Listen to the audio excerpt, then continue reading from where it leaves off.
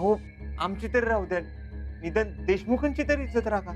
तुम्हाला जर वाटत असेल की देशमुखांच्या शब्दाला किंमत आहे तर एक काम करा, ज्या मुलीने गावासमोर आमची इज्जत घालवली तिने आमची माफी मागावी.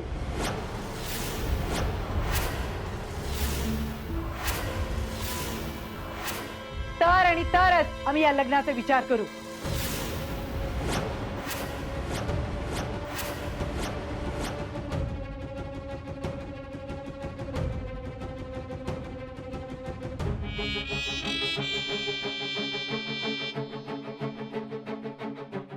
अहो आईसाहेब पण तिने जर आमची माफी मागितली तरच आम्ही या लग्नाला होकार देऊ.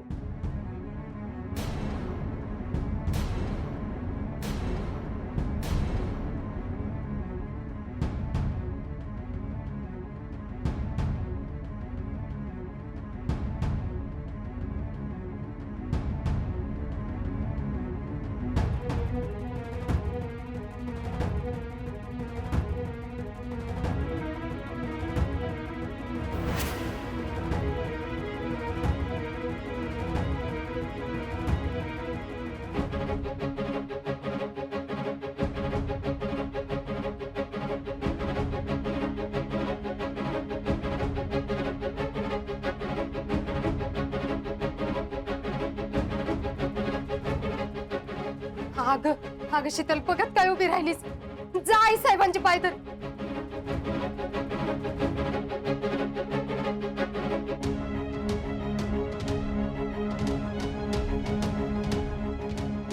अहो तुम्ही तर सांगा की तिला.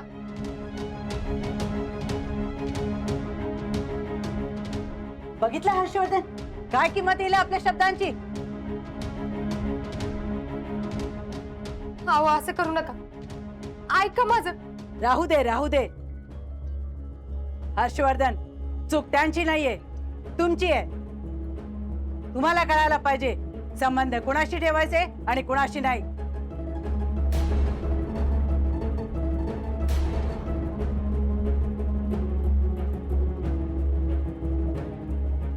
तुम्ही अशा ठिकाणी सोयरीक करतात की जिथे तुम्हाला तुमच्या आईला अजिबात किंमत नाहीये.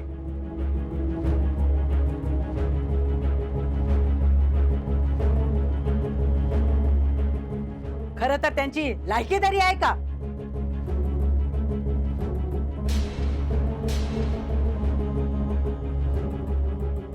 ज्या संस्कारासाठी तुम्ही हिच्याशी लग्न करणार होतात हे संस्कार आहे तिच्या वडिलांचे.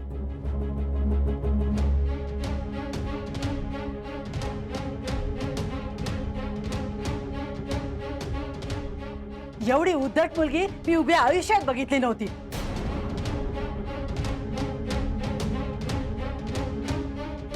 जे झालं ते चांगलंच झालं म्हणा. ही मुलगी आपल्या घरात मा बोलावून आली नाही. ती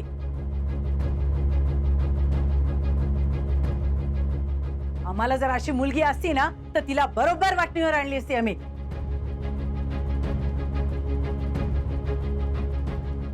अगं शिकले, असं काय करते? तुझ्या पुढे मी पदर पसरते. असं नको करूस. जा, अजून मी येणार नाही गेली. आई साहेबांची माफी माग. अगं माझ्यासाठी नाही, निदान जयश्रीसाठी तरी. लय उपकार होतील तुझा. अगं बोल की काय तर.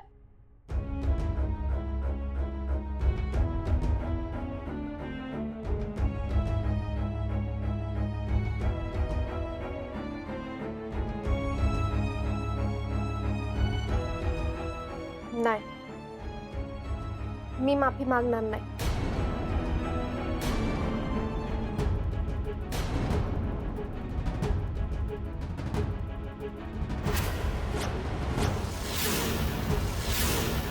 माझी काय बी चूक नाही आणि कधीच नव्हती.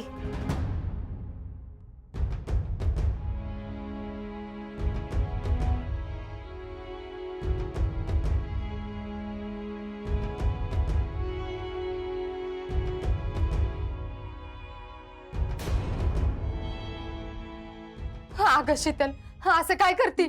आता तरी हे का सोड तुझा. अजिंक्य तिला सांगा काहीतरी, तुमचं तरी ऐकल ती. मामी खरं तर तिची काही चूक नव्हती.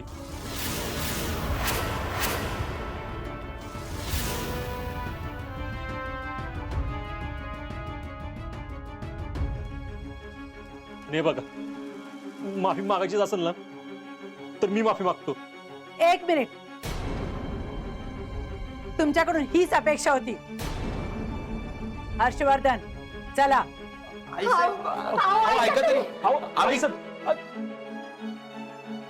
भैया, मामा, तुम्ही काय म्हणला होता?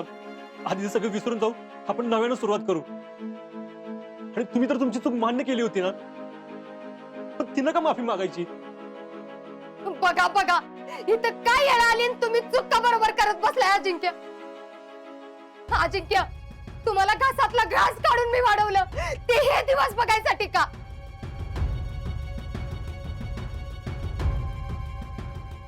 पुष्पे, तू जरा गप्प बसतीस का? तुम्ही मी मलाच गप्प बसवा. इथं माझ्या पोरीच्या आयुष्याचा खेळ खंडोबावतोय आणि मी गप्प बसते. अगं तू थांब जरा, इथं आधीच काही सुचना झालंय मला. किती बोलशील? प्लीज अजिंक्य, अरे आपण आम्ही बोलतो आई साहेबांशी. आम्ही अहो, बोलतो. आई साहेब, अहो, ऐकून तरी घ्या ती माणसं काय म्हणतात. बसा. अहो काहीतरी करा, चालल्या त्या. अहो आईसाहेब ऐका माझं. आईसाहेब, मी माफी मागतो. आईसाहेब, आईसाहेब, आईसाहेब ऐका नाही. तिचा आयुष्याचा प्रश्न. आईसाहेब, आईसाहेब, आईसाहेब, आईसाहेब, आईसाहेब.